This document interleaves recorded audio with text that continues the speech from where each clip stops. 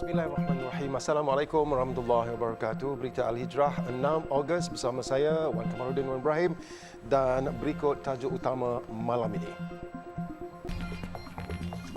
Lebih 15 terbunuh serangan di Gaza.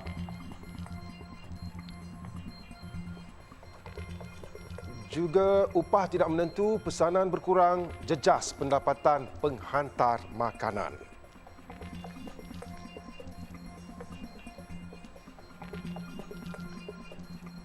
Israel kembali melancarkan serangan udara bertubi-tubi ke atas Gaza awal pagi tadi waktu tempatan dan lebih 15 orang terbunuh setakat ini. Serangan di wilayah yang dikuasai Hamas itu turut mengorbankan Komandan Jihad Palestin selain mencederakan hampir 80 orang. Paling serius kanak-kanak antara yang terbunuh termasuk seorang yang berusia 5 tahun Ala Qadum yang tular di media sosial. Israel mendakwa melancarkan serangan itu kononnya bagi menghapuskan ancaman musuh yang berlaku sejak beberapa hari lalu. Serangan Zionis itu bagaimanapun dibalas lebih 100 serangan roket pejuang Palestin. Namun Israel mendakwa mereka dapat menangkis sebahagian besar roket itu yang dipintas menerusi sistem Iron Dome. Dan mereka berjaya membunuh seorang pemimpin kanan kumpulan pejuang Palestin. Ia merupakan serangan terburuk untuk tahun ini bagi kedua-dua pihak. Mesir yang sekian lama menjadi orang tengah dalam rundingan damai antara Gaza Israel dijangka akan memanggil wakil kedua-duanya bagi mengelak konflik berpanjangan. Sementara itu, rakyat Malaysia di Gaza, Muhammad Nadir Al-Nuri Kamaruzaman ketika siaran langsung di Facebooknya mengesahkan serangan ke atas Gaza masih berterusan sehingga kini, malah tiada tanda perang akan berakhir. Perang akan berterusan. Kedua, kita sebutkan bahawa walaupun Zionis Israel mengatakan bahawa mereka sedang mensasarkan semata-mata kawasan jihad Islami, tetapi sebenarnya mereka mensasarkan seluruh kawasan. Dan walaupun kita dengar bahawa serangan balas yang dibuat adalah serangan daripada pihak jihad Islami, tetapi serangan adalah serangan daripada Central Command yang melibatkan keseluruhan faksi-faksi Palestin.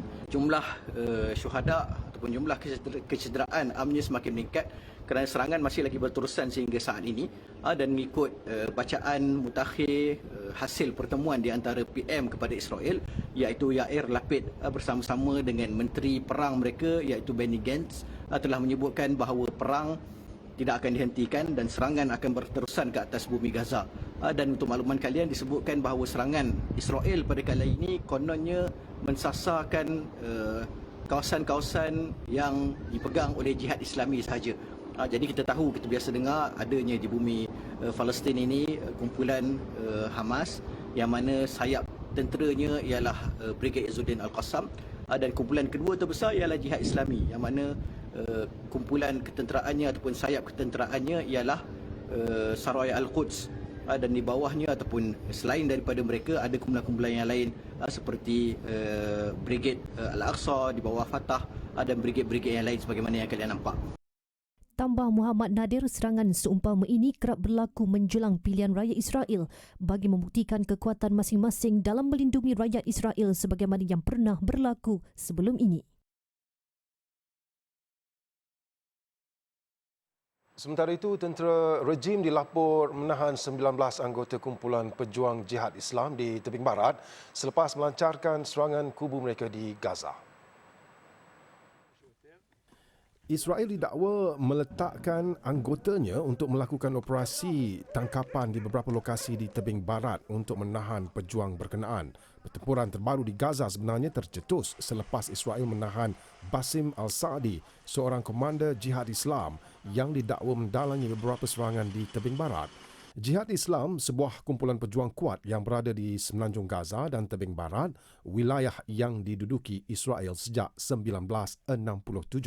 Zionis yang takut dengan kehadiran kumpulan itu menyatakan Jihad Islam merancang mahu menyerang selatan Israel sebagai membalas dendam selepas pihak mereka menahan Saadi, dan keadaan itu memaksa tentera Israel melancarkan serangan ke semenanjung Gaza.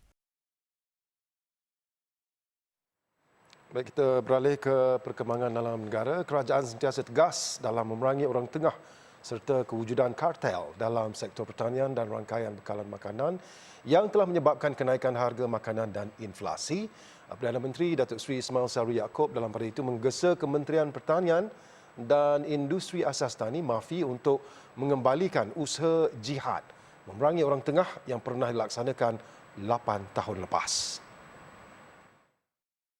Semalam, MYCC ataupun Suruhanjaya Persaingan Malaysia telah mengeluarkan keputusan cadangan terhadap 5 perusahaan makanan ternakan yang bersekongkol dalam menaikkan harga makanan ayam.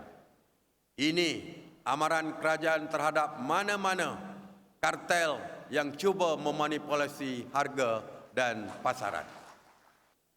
Saya mahu MAFI meneruskan jihad ini, menerusi strategi penguasaan rantaian bekalan dengan kerjasama agensi-agensi di bawahnya seperti mewujudkan semula Pusat Pembelian Padi, Pusat Pengumpulan Produk Pertanian, menambahkan pasar tani serta pasar nelayan. Tambah beliau, jihad sebegitu pernah dilaksanakan pada 2014 dan tujuannya adalah untuk mengekang tindakan orang tengah yang mengeksploitasi petani dan nelayan dengan memanipulasi harga di pasaran. Selain menghapuskan orang tengah atau kartel, kerajaan akan terus kekal komited dalam mengurus isu kekurangan bekalan makanan biarpun berdepan dengan pelbagai kekangan termasuk kepincangan rantaian bekalan makanan dunia. Sementara itu, sempena Pameran Pertanian Hortikultur dan Agro Pelancongan Maha 2022, kerajaan bersetuju memperuntukkan RM50 juta melalui Agrobank di bawah program pembiayaan pemulih Newbies. Program tersebut ditawarkan kepada individu termasuk graduan yang ingin memulakan perniagaan berasaskan makanan di rumah atau home-based. Jelasnya, program tersebut turut terbuka kepada graduan yang ingin membeli mesin bagi tujuan perniagaan makanan atau pembelian motosikal untuk tujuan penghantaran makanan menerusi platform e-hailing. Di bawah program ini, pemohon diberikan moratorium bagi tempoh 6 bulan pertama dan dikenakan 3% kadar keuntungan bagi bulan ke-7 dengan tempoh maksimum pembiayaan sehingga 60 bulan atau 5 tahun. Tambahnya, graduan yang layak akan ditawarkan dengan pembiayaan sebanyak RM5,000 bagi peringkat pertama dan RM10,000 bagi peringkat kedua. Dalam pada itu, kerajaan menerusi MAFI bakal memperkenalkan skim insurans takaful agro makanan melibatkan keseluruhan sektor agro makanan.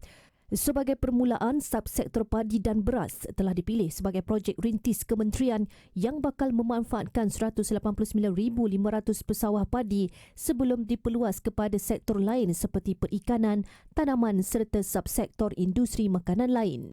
Skim ini bertujuan mengurangkan implikasi keuangan akibat kehilangan hasil tanaman berikutan berlakunya bencana seperti banjir dan kemarau serta gangguan wabak penyakit. Para pesawah akan dipastikan menerima ganti rugi atau pampasan yang setimpal sekiranya berlaku gangguan terhadap produktiviti pengeluaran padi negara. Jelas Datuk Seri Ismail Sabri, ia merupakan sebahagian daripada langkah kerajaan untuk memperkasa sistem sekuriti makanan negara. Tentera Laut Diraja Malaysia TLDM menyokong supaya siasatan berhubung ketirisan projek pembinaan 6 kapal tempur pesisir LCS disegerakan dan pihak terbaik dibawa ke muka pengadilan. TLDM dalam pernyataan hari ini menegaskan LCS adalah perolehan kritikal bagi memelihara kedaulatan dan keselamatan negara, malah keupayaan tempur perlu sejajar dengan perkembangan landscape keselamatan geostrategik dan geopolitik serantau. TLDM dalam pada itu mengalu-alukan syur yang dikemukakan oleh Jawatankuasa Kira-kira Wang Negara PAC dan mahukan hala 7 terbaik bagi projek kapal tercanggih milik TLDM itu. Tambah kenyataan itu, kelewatan pelaksanaan projek ini memberi kesan negatif bukan sahaja kepada keupayaan tempur armada TLDM, malah kepada moral warga yang memerlukan kapal LCS untuk melaksanakan tanggungjawab dengan berkesan. Kemarin pendedahan laporan PAC bahawa LCS tercanggih pertama milik TLDM yang pernah dilancarkan pada 2017 dalam keadaan tidak siap mengejutkan banyak pihak. Memetik kenyataan pengerusi PAC Wong Kah Woh, melalui prosiding dijalankan pihaknya, projek LCS1 disahkan siap tidak sampai 44% dan upacara penamaan serta pelancarannya seperti dinyatakan saksi hanya memberi persepsi kepada umum bahawa kapal itu sudah siap. Sementara itu, TLDM dalam kenyataan sama amat menghargai keputusan dibuat kerajaan untuk meneruskan projek berkenaan. Sebelum ini, Jawatan Kuasa Kira-kira Wang Negara PAC menyenaraikan 9 rumusan sebagai punca kepincangan projek pembinaan 6 kapal LCS bagi kegunaan TLDM bernilai 9 bilion ringgit. Melalui laporan PAC itu, kerajaan sudah membayar 6.083 bilion ringgit untuk projek 5 kapal LCS kepada Bousted Naval Shipyard Sdn Bhd BNS bagi projek runding terus itu, namun tiada kapal diterima setakat ini.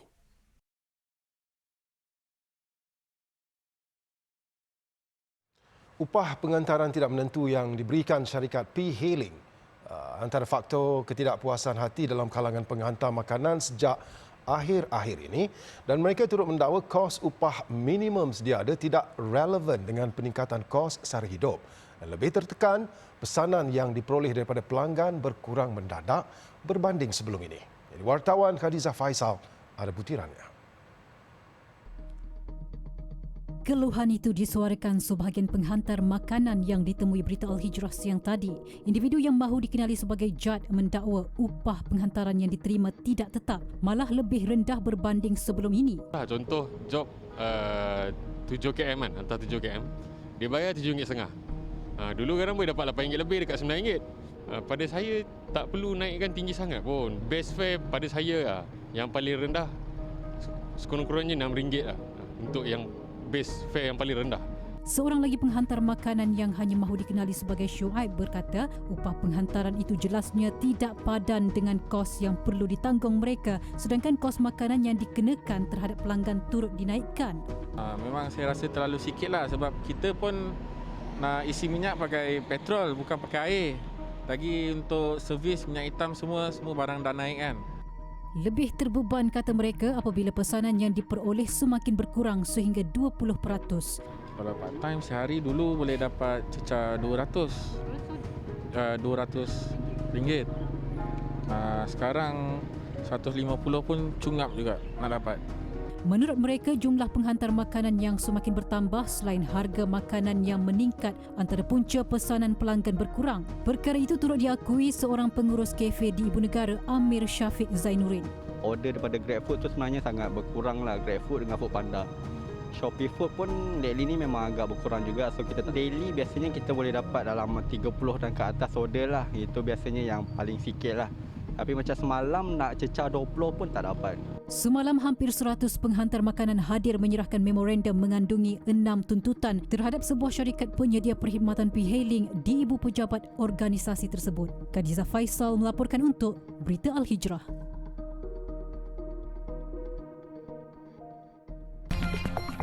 TV Al-Hijrah, stesen Islamik nombor 1 di ASEAN. Baik, selepas siri pengiktirafan dan kejayaan yang ditempa di peringkat nasional, TV Al-Hijrah optimis peluang mengembangkan platform dakwah itu untuk ke peringkat antarabangsa akan lebih cerah.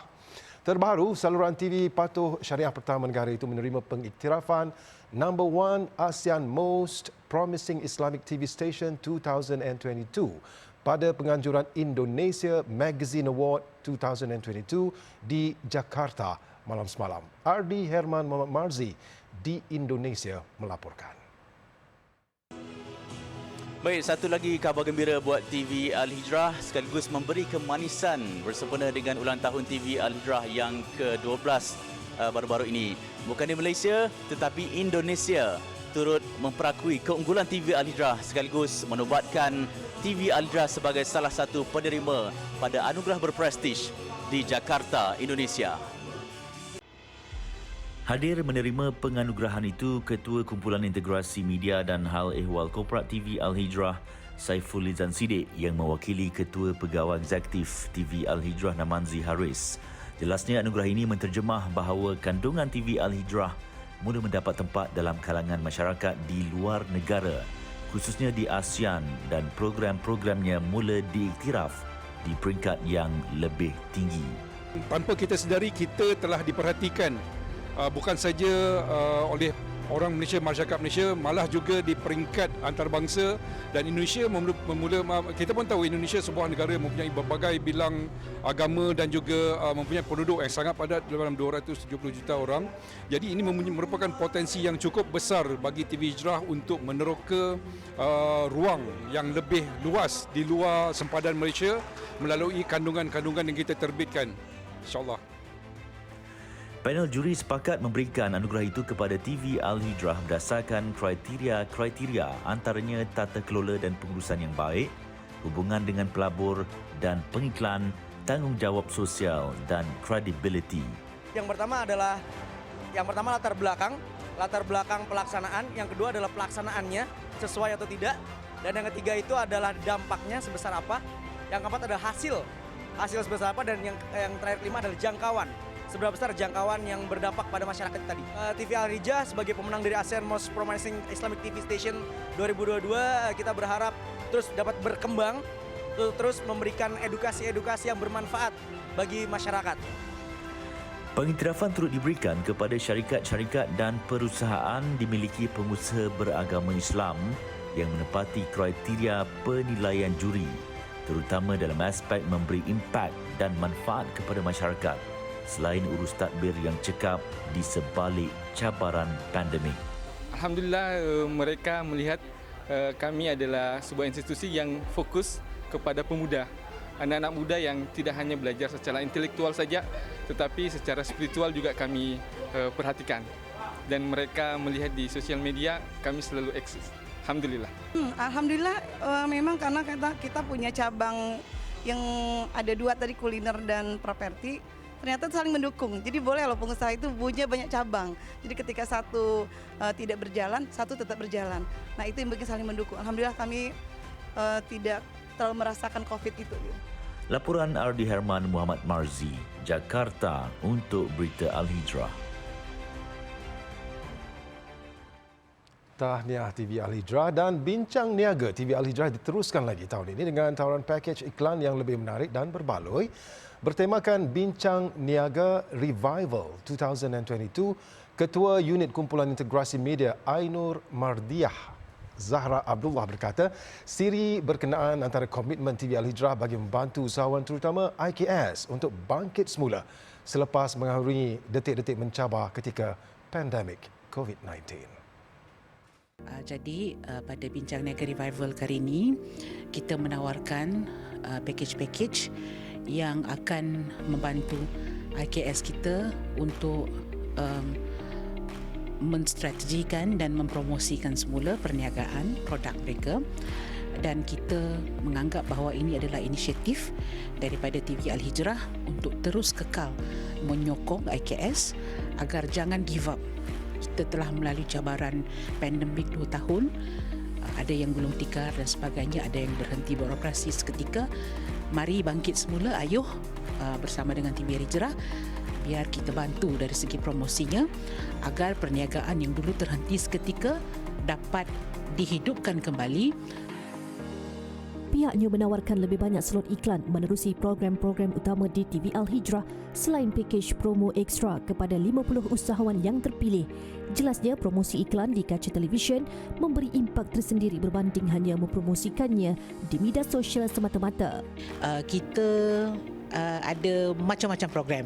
Kita ada Assalamualaikum Subuh, kita ada Assalamualaikum Orang Rumah Buat Duit, kita ada Assalamualaikum Biasa, kita ada Berita Al-Hijrah Niaga, BA Niaga, which is our news untuk bisnes lah. So option tu lebih banyak. Jadi IKS, peniaga, pengusaha boleh membuat pilihan kat mana sesuai dengan target audience atau target market mereka. Kerana kita berada di time slot yang mempunyai target market yang berbeza-beza. Jadi kita memberikan pilihan kepada para pengusaha untuk straight do marketing to your target market. Selain itu, pihaknya turut menjemput ikon serta tokoh perniagaan terkenal untuk berkongsi pengalaman serta memberi motivasi kepada usahawan. Usahawan IKS dijemput ke sesi Bincang Niaga Revival bersama TV Al-Hijrah pada 20 Ogos ini bagi mendapatkan slot promosi iklan dengan harga menarik dan berbaloi.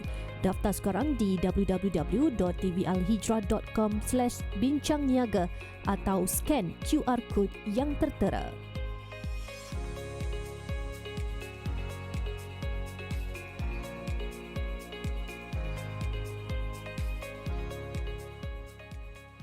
Baik, lebih 6,000 peluang pekerjaan ditawarkan pada anak-anak asnaf pada Karnival Kerjaya Anjuran Lembaga Zakat Selangor dengan kerjasama Pertubuhan Keselamatan Sosial Perkeso dan lebih 30 majikan. Timbalan Ketua Division Pembangunan Asnaf LZS Muhammad Nur Hisham Samsi berkata, peluang pekerjaan itu merangkumi sektor perkhidmatan, pembuatan, perdagangan, borong dan peruncitan otomotif serta makanan dan minuman. Untuk kita gamblingkan tenaga untuk kita bantu anak-anak asnaf terutamanya yang sedang mencari pekerjaan dan juga pada masa sama mungkin pada mereka golongan yang hilang pekerjaan dan mungkin nak mencari pekerjaan yang lebih baik elok, dan ini merupakan salah satu inisiatif yang kita laksanakan di bawah Lembaga Zakat Selangor bagi untuk kita membantu anak-anak asnaf dan juga keluarga untuk meningkatkan tahap pendapatan dan tahap sosioekonomi di luar sana.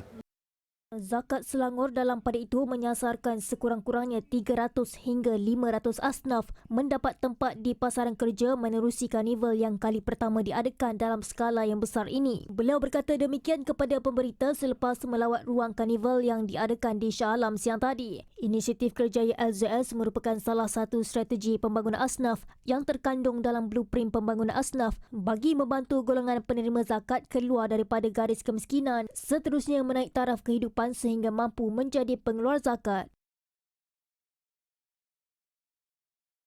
Jelajah aspirasi keluarga Malaysia Yadim diteruskan ke Bumi Kenyalang, Sarawak, dan selain menyantuni golongan memerlukan, jelajah ini juga membuka ruang kepada Yadim untuk meneruskan usaha-usaha dakwah dengan menumpukan kawasan pedalaman agar mereka tidak terpinggir daripada kelompok masyarakat.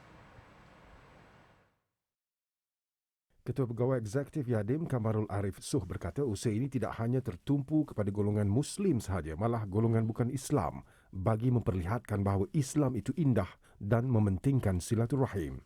Selain daripada program yang biasa untuk jelajah aspirasi keluarga Malaysia, Yadim juga kita ada program-program dakwah yang biasa kita lakukan. InsyaAllah esok pun saya sendiri bersama-sama dengan rakan-rakan Yadim Negeri Sarawak kita akan pergi ke kawasan pedalaman yang mana kita memang menempatkan da'i-da'i Yadim untuk program-program dakwah di sana. Latihan, program pembelajaran, pendidikan kepada anak-anak kita selain daripada program-program kebajikan yang biasa. Kita juga lebih nak mengutamakan untuk Negeri Sarawak ni program untuk silaturahim di antara Muslim dan juga non-Muslim. Sebab pada akhirnya Islam mengajar untuk kita berbaik-baik dan hidup dengan keadaan harmoni sesama kita.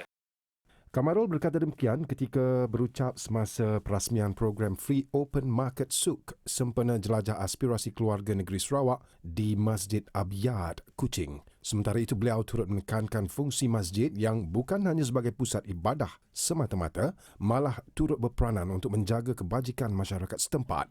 Dalam jelajah itu juga, beliau menyantuni 340 keluarga kurang berkemampuan dengan menyerahkan sumbangan barangan keperluan asas. Rumah terbakar, 3 kanak-kanak jadi korban. Laporan luar negara di Amerika Syarikat, 10 korban termasuk 3 kanak-kanak dalam kebakaran sebuah rumah di Pennsylvania dan kesemua mangsa merupakan daripada satu keluarga yang besar. Kejadian berlaku pada 2:30 pagi semalam waktu tempatan. Menurut polis, mangsa dewasa yang maut berusia 19 hingga 79 tahun. Manakala 3 kanak-kanak masing-masing berusia 5, 6 dan 7 tahun, 3 mangsa lagi sempat melarikan diri sebelum kebakaran merebak ke seluruh rumah. Menurut seorang pegawai bom bertempatan, Harold Baker, kebakaran tersebut adalah rumah ahli keluarganya dan berasa sangat sedih tidak menyelamatkan kesemua mangsa. Dalam insiden itu, 2 anaknya termasuk 3 cucu terkorban. Selepas lebih 11 bulan pertukaran kerajaan di Afghanistan Ogos tahun lalu, NGO Malaysia tidak putus-putus menyampaikan bantuan kepada rakyat negara konflik itu. Antara NGO terbabit adalah Malaysia Relief Agency MRA yang melaksanakan program agihan roti percuma di 10 wilayah Afghanistan. Dan lebih 1 juta roti diagihkan MRA kepada golongan fakir, ibu tunggal dan warga emas memerlukan pada Ramadan lalu. Jadi butiran lanjut bersama koresponden Berita Al-Hijrah Syed Azwan Syed Ali yang baru pulang dari Kabul, Afghanistan. Mungkin ramai yang tidak tahu, roti adalah makanan ruji bagi lebih 38 juta penduduk Afghanistan. Jadi pemberian roti percuma oleh NGO Malaysia amat dihargai rakyat Afghanistan, khususnya golongan fakir. Roti percuma itu diagihkan di 34 lokasi terpilih di 10 wilayah di negara itu. 10 wilayah terbabit adalah Kabul, Nangarhar, Kunar, Lagman, Kunduz, Badakhshan, Takhar, Kandahar, Helmand dan Herat. هذا نماینده ایوب خان میده البته سایه خلای افغانا باز مردم مالزیا مردم مسلمان مالزیا اظهار سپاس میکنیم در طول یک ماه مبارک رمضان به مردم افغانستان حتی در سراسر افغانستان کمک بشردوستانه و انسانی کردن ما اشان خوشحال هستیم و در آینده ما آرزو داریم که همچون کمک‌های به مردم افغانستان انجام بدیم مثل که دیگه مسلمانان دنیا انجام میدن. Data Program Makanan Dunia WFP menyatakan 1 daripada 3 rakyat Afghanistan tidak cukup makan atau berada dalam keadaan lapar. Lebih 20 juta atau lebih separuh populasi Afghanistan pula memangnya bergantung kepada bantuan asing untuk hidup. Wakil MRA di Kabul menyifatkan pemberian 1 juta roti percuma pada Ramadan lalu itu memberi impak yang amat besar kepada 33,300 keluarga Afghanistan yang menjadi penerima bantuan. Alhamdulillah, with support of Malaysian Relief Agency and the people of Malaysia, we provided more than 1.3 million breads to the hungry people of Afghanistan. This changed the life of the people. This was a changing support to the people of Afghanistan. They feed the people, hungry people, the children, women and elderly people. This had a very great impact on the life of the people because these hungry people were provided food at Ramadan at such a time that they have lost their jobs and there was nothing to eat. So this was a really great support from people of Malaysia at a very difficult time for the people of Afghanistan.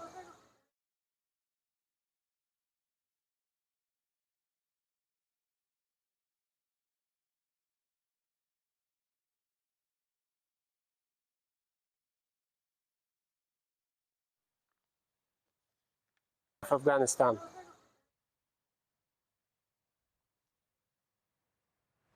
Baik, dengan itu sekian Berita Al-Hijrah. Jangan lupa ikuti kami di pelbagai platform media sosial seperti Facebook, Instagram, Twitter, YouTube dan TikTok. Dan jangan ketinggalan layari alhijrahnews.com untuk lagi berita-berita pilihan dan eksklusif. Dan ini ada sedikit makluman buat warga Tanjung Karang dan daerah berdekatan. Anda masih berpeluang untuk menghadiri Karnival Tanjung Karang Sejahtera malam ini di Padang Astaka Tanjung Karang. Berbagai hiburan mendidik jiwa menanti anda. Saya Wan Kamaruddin Wan Ibrahim. Assalamualaikum warahmatullahi wabarakatuh. Selamat malam, jaga diri.